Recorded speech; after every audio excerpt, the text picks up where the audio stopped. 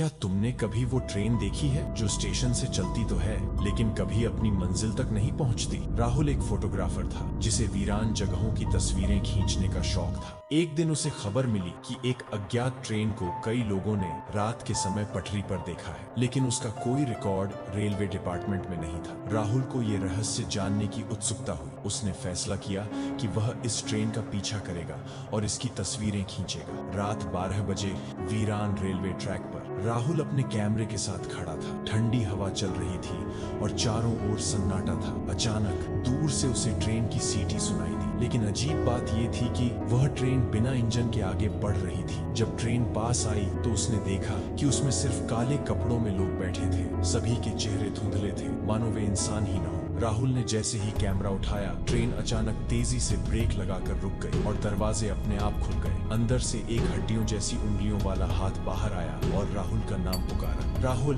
अंदर आ जाओ, तुम्हारा सफर यहीं से शुरू होता है। राहुल के शरीर में ठंड दौड़ गई। उसने भागने की कोशिश की, लेकिन उसके पैर जमीन में जमे हुए थे। ट्रेन के अंदर बैठे लोग अब राहुल की तरफ देखने लगे। उनकी आंखों से लाल रोशनी निकल रही थी। अचानक एक जोरदार झटका लगा और राहुल को महसूस हुआ कि ट्रेन उसे अपने साथ खींच रही है। स्क्रीन ब्लैक, सिर्फ ट्रेन की सीटी सुनाई देती है। फिर अचानक सन्नाटा। अगली सुबह रेलवे कर्मचारियों को पटरी पर राहुल का कैमरा मिला, लेकिन उसका कोई नामो निशान नहीं था। कैमरे में आखिरी तस्वीर थी, एक चलती ट्रेन और खिड़की से झांकता राहुल। क्या राहुल अब उन लोगों के साथ सफर कर रहा है जो इस ट्रेन में कभी चढ़े और फिर कभी लौट कर नहीं आए?